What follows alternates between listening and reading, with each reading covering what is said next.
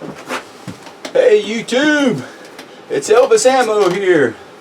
Hey, today I wanted to talk about something that happened to me maybe a couple of weeks ago, and I was kind of reluctant to want to tell anybody about what had happened. Now my brother was shooting with me this day, so he knew what happened.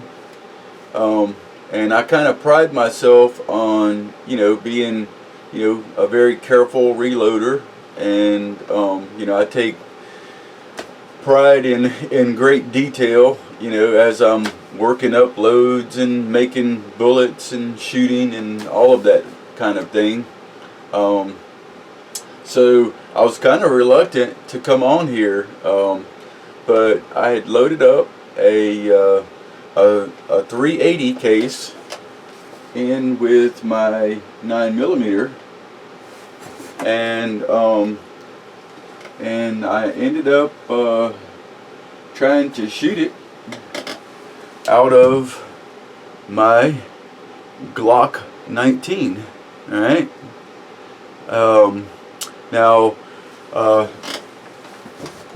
didn't want to say what had happened because, nobody wants to be, seen as a bit of an idiot, I can't even say the word, for doing such a stupid thing.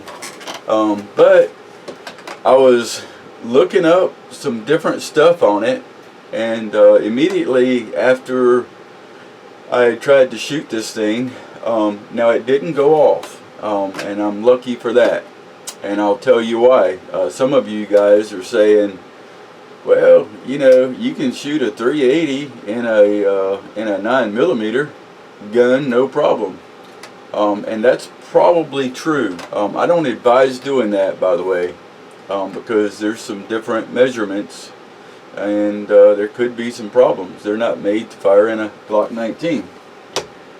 But for all intents and purposes, a 380 is much lower pressure and has very little powder compared to a 9mm, and they are, virtually, the same size.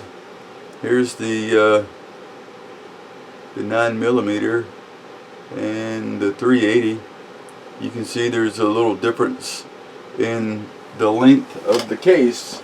Now if you measure them, the base of the case is going to be about 20 thousandths of an inch in diameter larger than the 380, and the mouth of the case is going to be about 10 thousandths of an inch larger in the 9mm than the 380. And this is actually a 380 that I'm holding up. By the way, I don't even own a 380. I don't shoot 380. For some people that are disabled and different reasons, backup gun and all that, it's probably a good idea. But I just don't mess with the 380. Not to say I never will. But with that said, this was some range brass just from picking up brass at the range that got mixed up in my 9mm that I did not catch.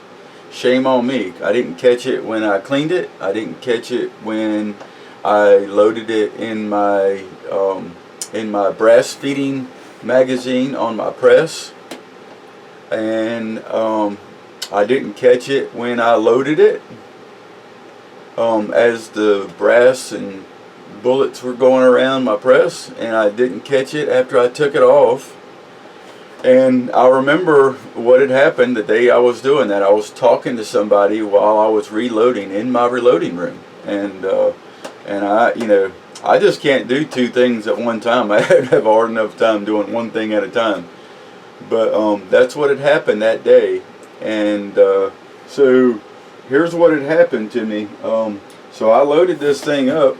All right, now you can see how the bullet is sticking out farther here than in here. This is a 9mm, and this is a 380. The overall length of these two are exactly the same, because whenever I was seating my bullet, I'm seating the bullets all the same length. So, it's seated, at 1.125. That's where I load my 9mm with this Lee bullet, round nose bullet. So what had happened is, here's the problem. Okay, let me just get right into where the problem is. You can shoot a 380 and a 9mm. I've seen videos people doing it, because I was looking some stuff up on it. All right, I wouldn't do it. There's no reason for me to do it, but I see the reason why somebody would show you, that it's a possibility, in an apocalypse situation where all you have is 380 and a 9mm. Okay, but in the case of reality, this 380 round is going to have very little powder compared to 9mm, and that's probably why you can shoot it no problem. It's not going to, rack your slide back and eject another round and all of that. You'll have to, rack your slide. But the problem is, when I was loading, I'm loading 4.2 grains of HP 38 in my 9mm. And so immediately after I shot this round, I wanted to see that this was the actual case that I loaded. Alright, and I fired and nothing happened, thank God. And you can see there's the primer. So it was a light primer strike. It was a light primer strike, it may very well be because I use CCI primers. I love the CCI primers. They're a little harder than other primers, a little less likely to go off, with a light primer strike. Some people might claim that it could cause a light primer strike. I don't know, but I like the CCI primers, and in this case, this thing didn't go off. So somebody was watching out for me, because this thing had 4.2 grains of HP 38 in it. Now that's almost a full case, or 2/3 of a case of powder in this thing, which is about 1/3 more powder than what you would load it at the very max. And I'm talking, on a plus P plus. So it was at least, a little bit more than a grain of powder more than what should go in this case.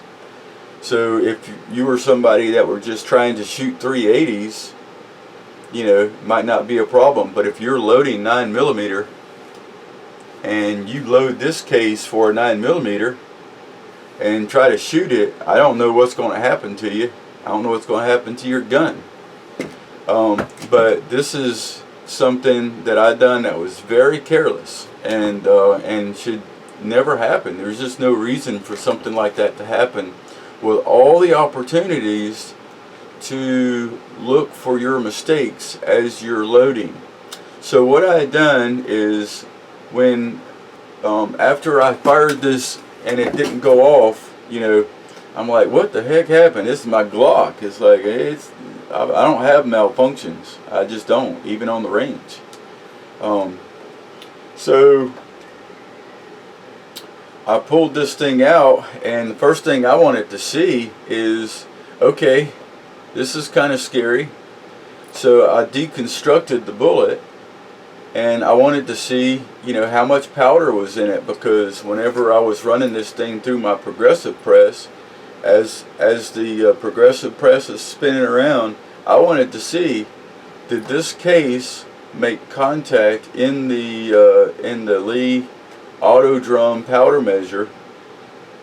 Because it's a short case, did it push the auto drum powder measure up enough to dump a full load, or did it not make enough contact to dump a load at all, or was it a light load of powder? But unfortunately, this thing, I run it through my press to see if it was going to load a full load of powder, and it did. So I had 4.2 grains of HP 38 in this 9mm. So I don't know what would have happened to me or my gun after, if this thing was to fire. So that was the first thing I wanted to see. You know, now thank God it didn't go off. You know, light primer strike, and you know, that it didn't destroy my hand, my face, or my Glock 19. So, you know, I reluctantly wanted to come on here, I'll be honest, you know, but after seeing some more stuff about it, I'm like, you know what? This is an issue that anybody can have. I don't care how careful you are, but I always, just about always, you know, whenever I'm in a rhythm loading my ammo, you know, as that bullet comes around for after it gets a powder charge, and then it comes around to the stage where the bullet's going to be seated, I kind of bring my head up on this, you know, that's kind of my rhythm, right? And I bring my head up, I look at my powder charge, and I pull, I look at my powder charge, I look at my powder charge, and I do that almost every time, but there are times when, you know, I'm going to look, you know, at my case, at my primer feeder, and some other things as I'm cruising, and I might miss a powder charge. But I just about always look at my powder charge. But in this case, I missed this short 9mm, this short 380 going through my press. And I really can't hardly believe I did that. And I just wanted to share that with you guys, because this is something that can happen to anybody. I don't care how careful you are. I've made these same, I've made mistake, not the same mistake, I've made other mistakes with single stage presses and turret presses. And I know some people are going to say, oh, that's the problem using progressive press. You know, honestly, you can run into problems no matter what press you're using if you're not paying attention. You know, sometimes, you know, using one press over another can just become an excuse not to pay close attention. And I don't care what press you're using, how slow you're moving, you can still make a big mistake. I've made plenty of mistakes that I've caught in the past using all kinds of different presses. So now I'll show you. This is see, the 380 is a much shorter case. The 9mm is actually 380 diameter and not a 380 at the mouth head right here. All right. And this one is, you know, about 379, 369, 370, 371. But anyway, they both headspace in your barrel. So this is the 380 right here. So if you drop it in the barrel, see how low that is? See how low that dropped? Alright. That's half of what saved me, at least. But it is head spacing. But it's head spacing way down low. And this is the 9mm. See? It's level with the feed ramp. So luckily that thing headspace is low, but you know, one of the things that kind of throws me off a little bit and makes me feel extra lucky is I've seen people shoot 380 in a 9mm in a Glock 9mm, and why this one didn't go off, I don't know. But it was loaded for a 9mm with the amount of powder that a 9mm requires. So somebody was looking out for me, and I thank God that nothing happened there. And I just wanted to it's like maybe not just a 380 getting mixed up, anything, just for us to pay attention and make sure that you know, we have safe reloading and safe shooting and all that kind of thing. So but that's it, you know. That 380, you know, if you're loading 9mm and you load that thing with the same amount of powder, I mean, that's a big charge, more than what this case can handle. So maybe some of you guys, I'm sure, give me some input, you know, what would happen, what could happen, and all of that, and that'll be helpful, because any comments that you put on the video, you know, other people read through these things. You guys are just very helpful, by the way. You're helpful to me, to other people commenting. I've seen people comment and you know, say that their question was answered through the comments and that kind of thing. You guys are just very helpful. There's a lot of smart folks out here, you know, that are just extremely helpful. You know, I learn new stuff. I probably learn more doing these videos than you guys learn from me, I can tell you that, honestly, you know. But you know, putting you know, the 380 is not that big of a deal shooting through a 9mm in a pinch, unless you're loading it for 9mm. But I don't advise loading a 380 any caliber that don't belong in the gun. You know, just no sense in doing that to me. But there you go, YouTube. I just wanted to kind of run this by you and let you know, kind of the stupid thing that I done. And just, you know, I didn't catch it when I cleaned my brass, which that was sloppy. I didn't catch it when I loaded my brass in my press. I didn't catch it when I loaded my ammo in my press. And I always inspect my ammo after I load them. But see, this was a different circumstance. I was in here loading some ammo, and I was talking, you know, and, you know, we're going to go shoot.